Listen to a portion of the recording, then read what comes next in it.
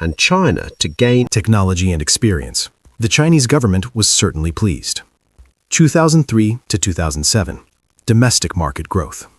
Rapid economic growth and urbanization have led to a sharp increase in demand for automobiles. This has led to the following key trends in the Chinese market: rising passenger car sales, development of car loans, expansion of production, the emergence of the first national brands. The emergence of Chinese brands: Chery, Geely, Great Wall, BYD. At this stage, Chinese cars were cheap but inferior in quality to global brands. 2008 to 2009. Global crisis and government support.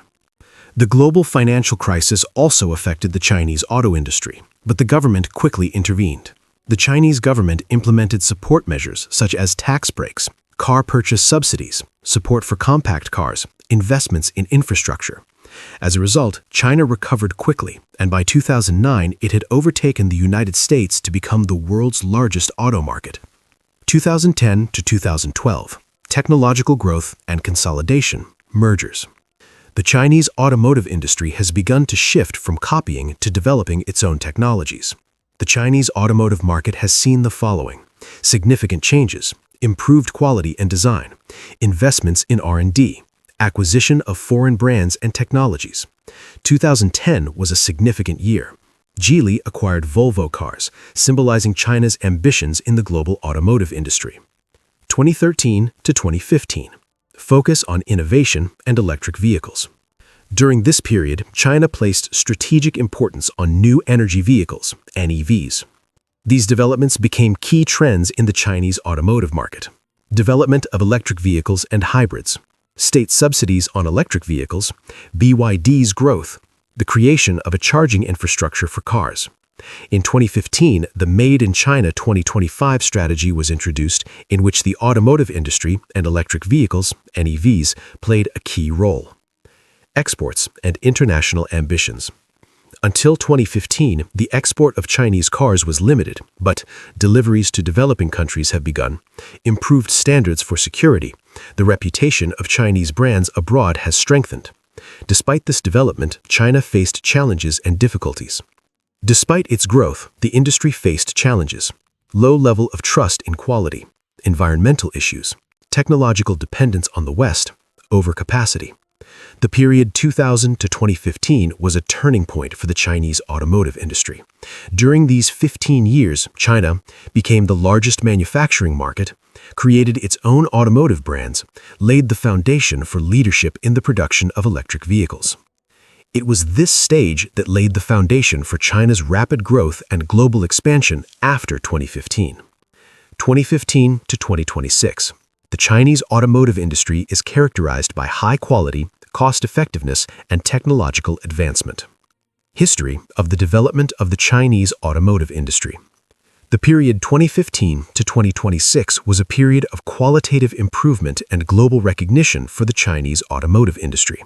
Previously associated with mass and low-cost production, China during this period became a global leader in electric vehicles, battery technologies, and digital cars.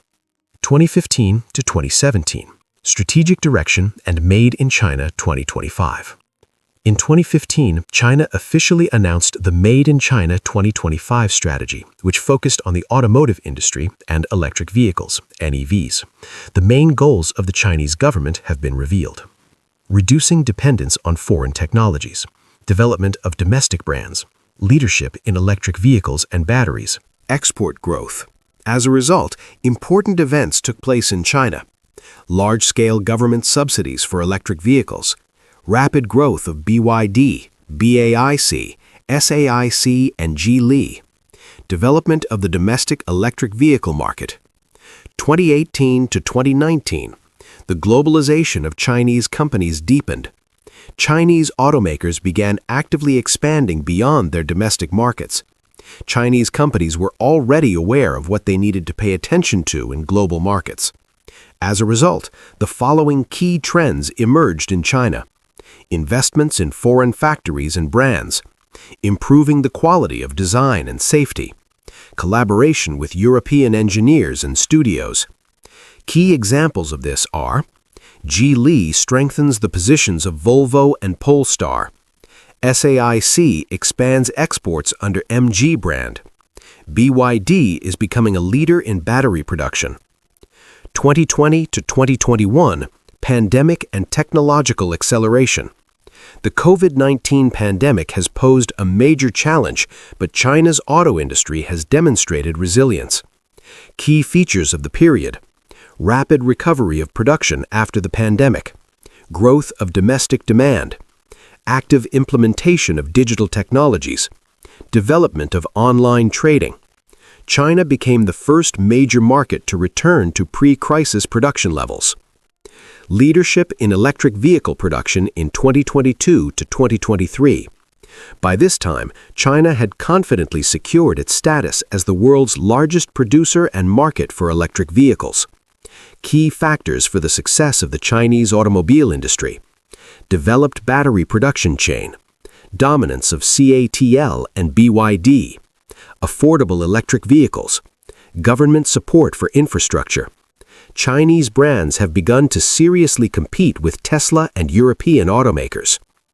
2024 to 2026, export expansion and smart cars. During this period, Chinese automobile industry focused on global expansion and digitalization.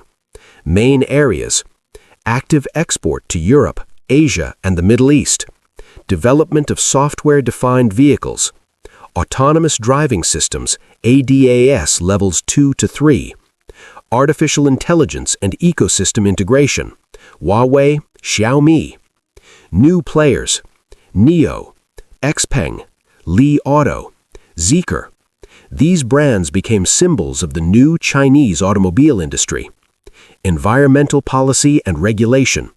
China is actively implementing environmental standards, quotas for the production of electric vehicles, restrictions on the use of internal combustion engines in megacities, investments in green energy. This made China a global hub for clean transport. However, the Chinese automobile industry, despite my successes, faced the following problems: fierce internal competition, trade barriers and tariffs in the EU and the US, price wars, geopolitical risks. The period 2015 to 2026 marked China's transformation from a struggling player into a global leader in the automotive industry. Today, the Chinese automobile industry is characterized by electric vehicles and batteries, software and artificial intelligence, the scale and speed of innovation, exports and global influence. It was during this period that the foundation was laid for China's long-term dominance in the global automotive industry. Now, let's compare the European and Chinese auto industries as a whole. Of course, if we look at trends in the European and Chinese auto industries in the 21st century, we will inevitably see that European automakers have made more mistakes. What caused these mistakes? The following reasons can be given. Firstly, European automakers looked down on Chinese ones. They believed that Chinese automakers would never catch up with European ones due to their arrogance. But it must be acknowledged that in the 2000s, there was a huge difference between Chinese and European cars. This situation led to complacency among European automakers. As a result, they did not pay serious attention to Chinese automakers. This allowed Chinese automakers to improve the quality of their cars year after year. Thus, the Europeans were wasting time and the Chinese were gaining. The European strengths are high design and assembly quality. European cars are known for their precise engineering solutions, reliable design, long service life. Especially German brands, BMW, Mercedes-Benz, Audi, Porsche, are considered the standard of quality all over the world. Leadership in safety standards. European manufacturers were world leaders in Euro crash tests, NCAP, advanced safety systems, ABS, ESP, ADAS, passive and active security solutions. However, growing environmental concerns worldwide and the deteriorating environmental situation in Chinese cities prompted the Chinese to increase production of electric vehicles. Unlike their American and Chinese counterparts, Europeans still did not believe in the feasibility of electric vehicles, let alone mass production. This led to the Europeans lagging behind their American and Chinese counterparts. Electric vehicles did not require the significant advances of European internal combustion engines. Instead, they required high-capacity batteries. Such batteries were virtually never produced in Europe. This situation increased European manufacturers' dependence on the Chinese. In China, by contrast, high-capacity battery production was well established. BYD and CATL were world leaders. Chinese engineers worked night and day to reduce the risk of battery fires and explosions. They were gaining consumer trust. Furthermore, Europeans lagged behind the Chinese in the development of software for electric vehicles. This was explained by the fact that Europeans believed that writing software for electric vehicles would be an easy task, but in reality it turned out to be quite challenging. The Chinese had a vast experience as they were starting from scratch.